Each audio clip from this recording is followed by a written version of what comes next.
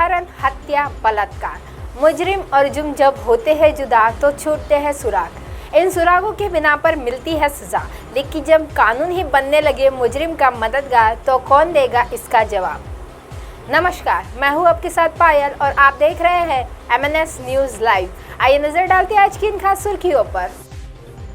तैरने के प्रयास में डूबा छात्र।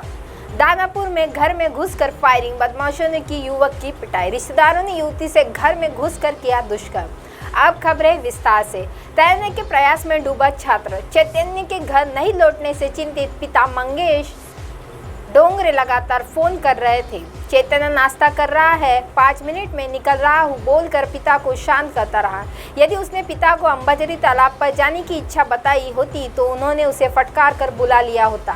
तैरने के प्रयास में 11वीं की छात्र तालाब में डूब गया।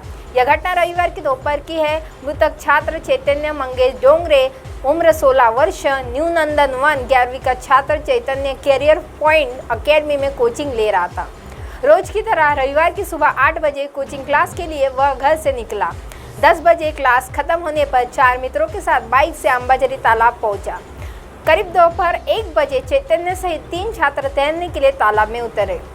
चैतन्य ने सीखा था, जबकि उसके साथियों के मामूली अनुभव था।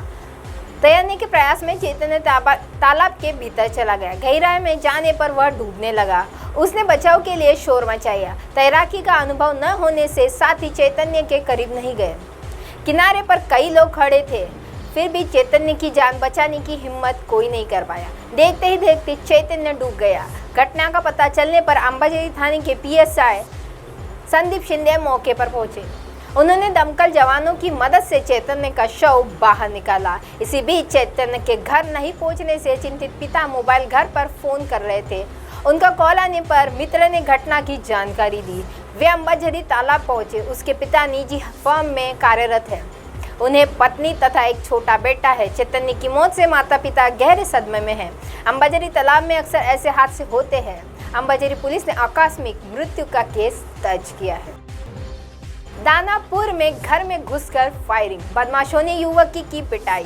दानापुर में कुछ बदमाशों ने एक युवक के घर में चढ़कर गोलीबारी और युवक को जमकर पीटा।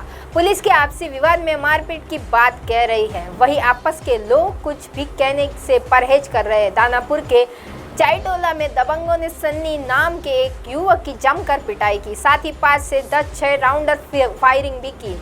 घटना के बाद इलाके में दहशत का माहौल बना हुआ है। घटना की सूचना पर दानापुर पुलिस भी मौके पर वारदात पहुंची। खोखा बटोर कर वापस लौट आई। घटना बीते रात की बताई जाती है। बदमाशों ने पहले युवक को पीटा, फिर फायरिंग करते हुए घर के मोहल्ले वासियों में भय पैदा करने की कोशिश की। घटनास्थल पर 5 से 6 खोखे पड़े हुए थे। पीड़ित सन्नी ने बताया कि 5 लोग आए थे। पहले शाम को मेरे भाई की पिटाई की, फिर रात को मुझे पिटा और फायरिंग करते हुए चले गए। फायरिंग करने में स्थानीय बंटी चौधरी और उसके साथी का हाथ है। मारपीट और गोलीबारी की वजह से की गई है, यह खुलकर कोई नहीं बता पा रहा है।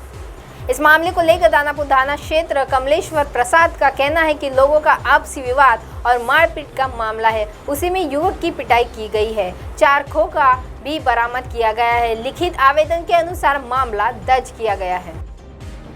रिश्तेदार ने युवती से घर में घुसकर किया दुष्कर्म। छोला मंदिर क्षेत्र में युवती के घर में घुसकर रिश्तेदार द्वारा बलात्कार का मामला सामने आया। विरोध करने पर आरोपी ने युवती के घर में तोड़फोड़ और मारपीट भी की है।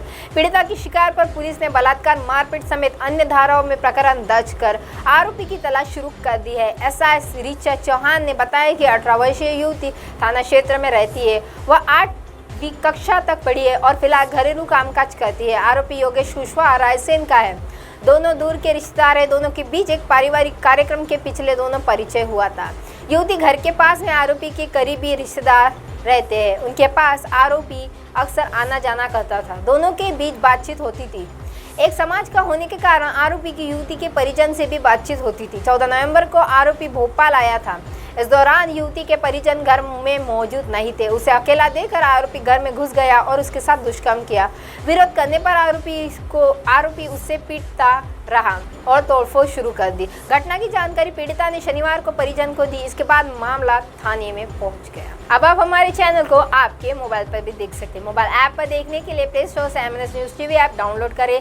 इंस्टा, लिंक, ट्विटर, हाइकूक, फेसबुक और कई सोशल मीडिया के प्लेटफॉर्म पर हमारा चैनल उपलब्ध है। आप इसे यूट्यूब पर भी देख सकते हैं।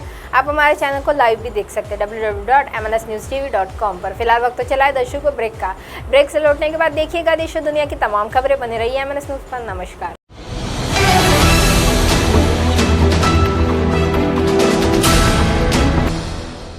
ये है MNS न्यूज़ नेटवर्क और आप देख रहे हैं MNS न्यूज़।